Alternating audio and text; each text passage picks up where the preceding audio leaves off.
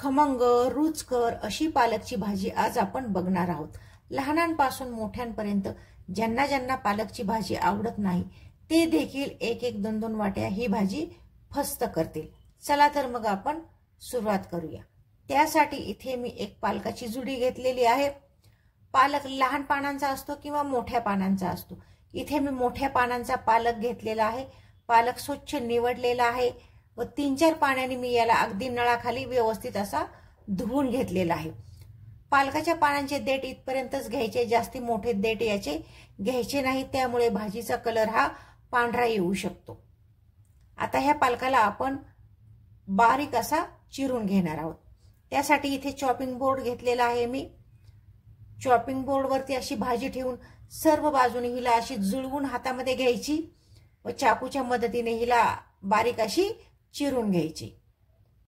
जास्त मोठी भाजी ठेवायची नाही, तिला बारीक अशी चिरून घ्यायची। जो भाजीचा भाग मोठा राहील तिला आपण नंतर बारीक चिरून घेणार आहोत।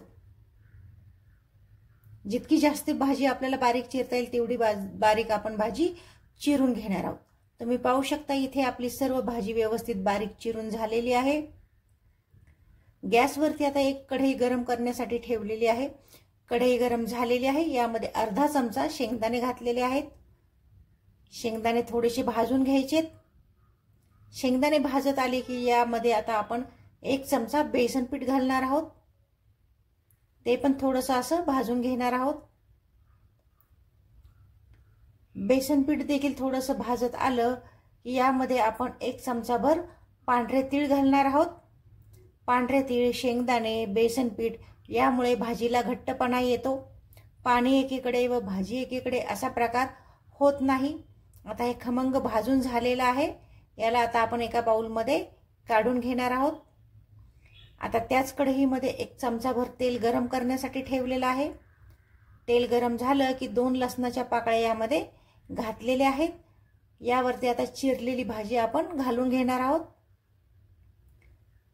छान भाजीला आता आपण ढवळून घेणार आहोत। पालक इथे जरी जास्त दिसत असला तरी शिजून तो थोडासाच होतो। आता खालवर आपण ह्या भाजीला छान व्यवस्थित हलवून घेतलेला आहे। भाजी आपली थोडीशी शिजत आलेली आहे, पाहू शकता इथे। आता या भाजी पुरतच आपण चवीनुसार यामध्ये मीठ घालायचंय। आता छान व्यवस्थित हिला परतून घ्यायचंय। भाजी शिजेपर्यंत आता या भाजलेल्या सर्व साहित्याची आपण पूड करून घेणार आहोत। तुम्ही पाहू शकता याप्रमाणे आपण याची पूड करून घेतलेली आहे। भाजी पण आपली आता शिजलेली आहे। एका बाउलमध्ये आता आपण भाजी काढून घेऊ। व्यवस्थित अशी भाजी आपली शिजलेली आहे। भाजीचा रंग असा हिरवा गर्द राहिलेला आहे। कढईमध्ये आपण 1 चमचाभर तेल घातलेलं आहे। तेलासोबतच आपण 1 चमचा बटर घातलेला आहे। बटर घातल्यामुळे भाजीला खमंग अशी टेस्ट येते। आता 1 चमचा धने घेतलेले आहेत, ते हातावरती असे चुरून घालायचे, त्यामुळे देखील भाजीची चव वाढते। आता अर्धा चमचा मोहरी घातलेली आहे। थोडंसं हिला परतून घ्यायचंय आपण। तसेच आता अर्धा चमचा आपण यामध्ये जिरे घातलेले आहेत, ते पण थोडेसे परतून घेणार आहोत। आता एक मीडियम साईजचा कांदा बारीक चिरून घेतलेला आहे, तो घातलेला आहे। कांदा गुलाबीसर होईस्तोपर्यंत आपण परतून घेणार आहोत। आता 1 चमचा यावरती आलं व लसणाची ठेचून घेतलेली पेस्ट घातलेली आहे। तुम्ही पेस्ट घेतली तरी चालू शकेल, मी इथे आलं लसूण ठेचून घेतलेला आहे बारीक असा।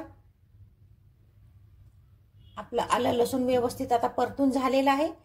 यावरती आता मीडियम साईजचा एक टोमॅटो बारीक चिरून घेतलेला आहे, तो घातलेला आहे। हे सर्व व्यवस्थित परतून घ्यायचंय। यावरती आता 2 लाल मिरच्या घातलेल्या आहेत। यावरती आता आपण मसाले घालून घेणार आहोत।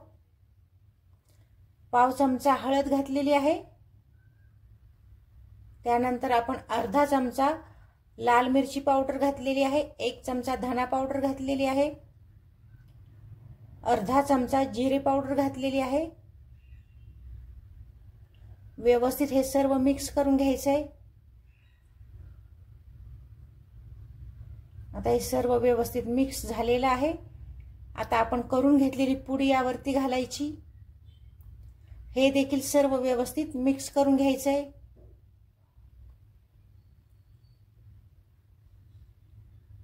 हे सर्व व्यवस्थित मिक्स झालेलं आहे। यावरती आता आपण गरम पाणी घालायचं आहे। जेवढी भाजी आपल्याला पातळ किंवा दाट हवी त्याप्रमाणे यामध्ये आपण पाणी घालणार आहोत। आता गुठळ्या न होऊ देता आपण हे छान ढवळून घ्यायचं आहे। पाण्याला आता उकळी आलेली आहे। सर्व गुठळ्या इथे मोडून झालेल्या आहेत। आता या ग्रेव्ही पुरतच आपण यामध्ये चवीनुसार मीठ घालणार आहोत, कारण भाजीला आपण मीठ घातलेलं आहे। इथपर्यंत याचा घट्टपणा आहे, तुम्ही पाहू शकता। आता यावरती आपण शिजवून घेतलेली भाजी घालणार आहोत। शेंगदाणे, तीळ, बेसन पीठ यामुळे ह्या भाजीला घट्टसरपणा येतो। पाणी एकीकडे व भाजी एकीकडे असं बिलकुल होत नाही, छान मिळून भाजी येते। आता हे व्यवस्थित मिक्स करून घ्यायचं आहे।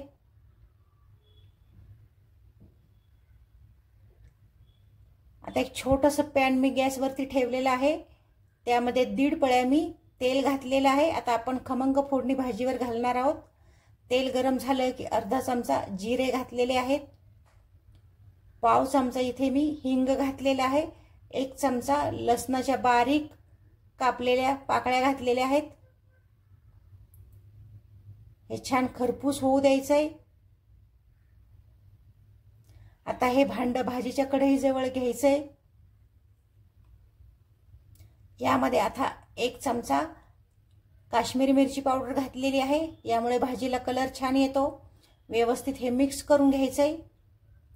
यावरती आता 1 चमचा पांढरे तीळ घातलेले आहेत। आता ही फोडणी आपण भाजीवरती ओतणार आहोत। थोडीशी फोडणी आपण शिल्लक ठेवणार आहोत, कारण गार्निशिंग साठी आपल्याला लागणार आहे। आता हे छान मिक्स करून घ्यायचंय। थोडीशी फोडणी अजून यावरती मी घातलेली आहे। भाजी आपली तयार झालेली आहे। भातासोबत, भाकरीसोबत, चपातीसोबत कशासोबतही तुम्ही ही भाजी खाऊ शकता। हिला आता आपण सर्व करून घेऊ। व्हिडिओ आवडला असेल तर नक्की लाईक करा। पुन्हा भेटू अशाच नवीन रेसिपीसह। तोपर्यंत धन्यवाद।